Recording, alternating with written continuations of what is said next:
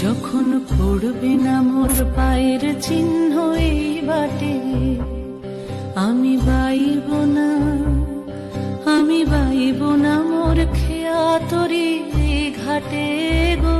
যখন পড়বে না মোর পায়ের চিহ্ন এই বাটে, চুকিয়ে দেব বেচা কেনা, মিটিয়ে দেব গো, মিটিয়ে দেব লেনা দেনা, বন্ধ হবে আনা গোনা এই হাটে।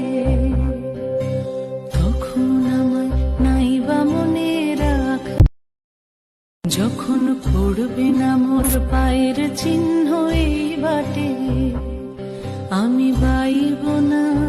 আসসালামু আলাইকুম, welcome to my new video on my YouTube channel. কেমন আছেন সবাই? আশা করছি সকলেই ভালো আছেন। আলহামদুলিল্লাহ, আমি অনেক ভালো আছি। আজকে আপনাদের নিয়ে যাব কবি রবীন্দ্রনাথ ঠাকুরের কুঠিবাড়ির স্থানে। এটি কুষ্টিয়া জেলার কুমারখালী উপজেলার একটি গ্রাম শিলাইদহ অবস্থিত। রবীন্দ্রনাথ ঠাকুরের কুঠিবাড়ি গ্রীষ্মকালে সকাল 10টা থেকে সন্ধ্যা 6টা পর্যন্ত কুঠিবাড়ি খোলা থাকে।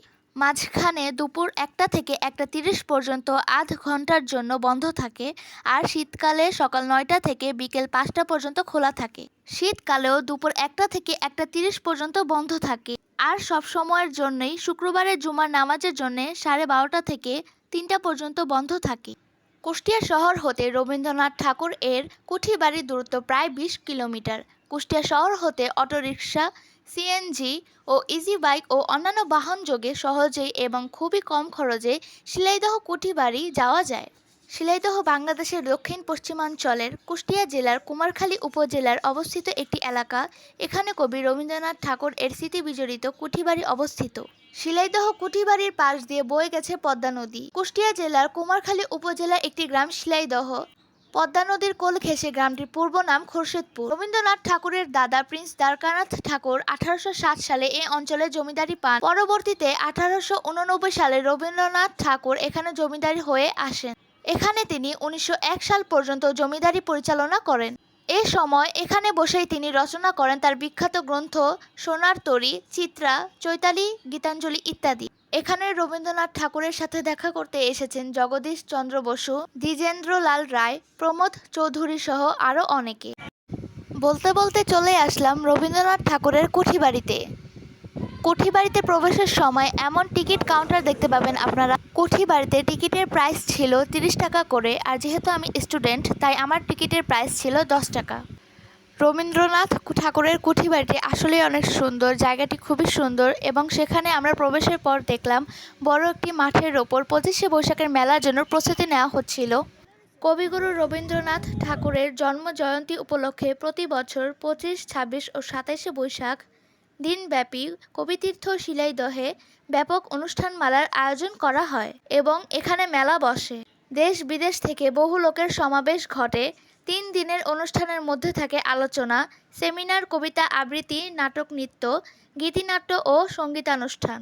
25শে বৈশাখ ফিরে এলেই প্রতি বছর প্রকৃতির রুদ্রতার সাথে মানবজীবনের সহজাত নৈকট্য প্রাপ্তির সঙ্গতি খুঁজতে গিয়ে একটি স্মরণীয় দিবসে আমাদের মানসপটে ভেসে ওঠে, তা হলো রবীন্দ্রনাথের জন্মবার্ষিকী। বৈশাখী মেলার কথা বলতে বলতে আমরা রবীন্দ্রনাথ ঠাকুরের কুঠিবাড়ির একদমই ভিতরে চলে আসলাম, এবং এই জায়গাটি খুবই সুন্দর এবং প্রাকৃতিক দৃশ্যগুলি খুবই সুন্দর ছিল। আমি ঘুরে ঘুরে সব জায়গা দেখছিলাম কোথায় কি আছে, এবং জায়গাটি খুবই সুন্দর ছিল। যারা কুষ্টিয়ায় আসবেন তারা রবীন্দ্রনাথ ঠাকুরের কুঠিবাড়ি অবশ্যই একবার ঘুরে আসবেন, কারণ এই জায়গাটি খুবই সুন্দর একটি জায়গা, যেখানে ঘুরে দেখার মতো অনেক কিছুই আছে। 18 শতাব্দীর শেষ দিকে রবীন্দ্রনাথের ঠাকুরদা প্রিন্স দ্বারকানাথ ঠাকুর শিলাইদহ জমিদারি ক্রয় করে 1813 সালে তিনি কুঠিবাড়িটি নির্মাণ করেন।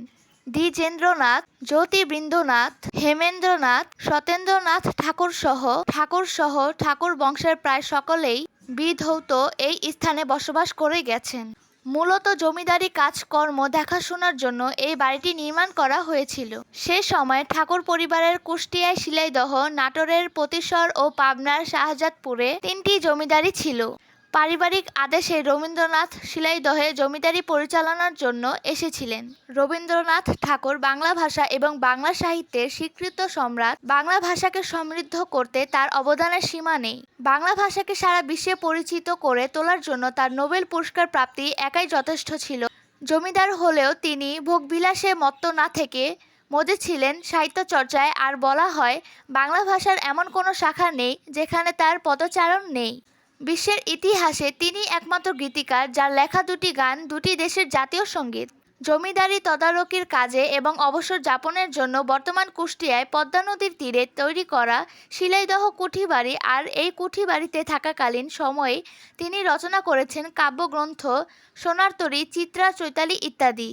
গীতাঞ্জলি বাংলা থেকে ইংরেজিতে অনুবাদের কাজটিও তিনি এখান থেকে শুরু করেন, যেটা তাকে পরবর্তীতে নোবেল পুরস্কার এনে দেয়। রবীন্দ্রনাথের কাব্য সাহিত্যের বৈশিষ্ট্য ভাব গভীরতা, গীতিধর্মিকা, চিত্ররূপময়তা, শান্ত চেতনা, ঐতিহ্য প্রীতি, প্রকৃতি প্রেম, মানব প্রেম, স্বদেশ প্রেম, বিশ্বপ্রেম, সৌন্দর্য চেতনা, ভাব, ভাষা, ছন্দ ও অঙ্গিকের বৈচিত্র্য, বাস্তব চেতনা ও প্রগতি চেতনা। রবীন্দ্রনাথের গদ্য ভাষাও কাব্যিক। ভারতের রূপদ্রী ও লৌকিক সংস্কৃতি এবং পাশ্চাত্য বিজ্ঞান চেতনা ও শিল্পদর্শন তার রচনায় গভীর প্রভাব বিস্তার করেছিল। কথা সাহিত্য ও প্রবন্ধের মাধ্যমে তিনি সমাজ, রাজনীতি ও রাষ্ট্রনীতি সম্পর্কে নিজ মতামত প্রকাশ করেছিলেন। সমাজ কল্যাণের উপায় হিসেবে তিনি গ্রামোন্নয়ন ও গ্রামের দরিদ্র মানুষকে শিক্ষিত করে তোলার পক্ষে মতপ্রকাশ করেন।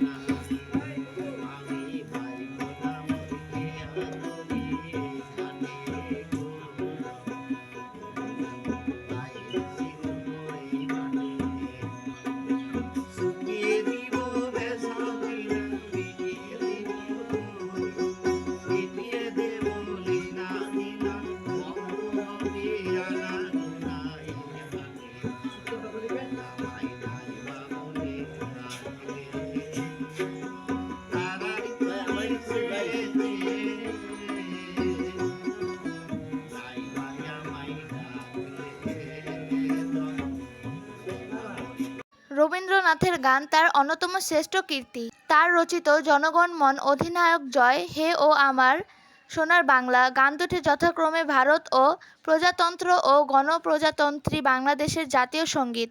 মনে করা হয় শ্রীলঙ্কার জাতীয় সঙ্গীত শ্রীলঙ্কা মাতা রবীন্দ্রনাথ ঠাকুরের দ্বারা অনুপ্রাণিত ও উৎসাহিত হয়ে লেখা হয়েছে। রবীন্দ্রনাথ ঠাকুর মোট 12 বার বিশ্বভ্রমণ করেছিলেন। 1878 থেকে 1932 সালের মধ্যে তিনি 5টি মহাদেশের 30টিরও বেশি দেশ ভ্রমণ করেন। প্রথম জীবনে 2 বার 1878 ও 1890 সালে তিনি ইংল্যান্ড গিয়েছিলেন।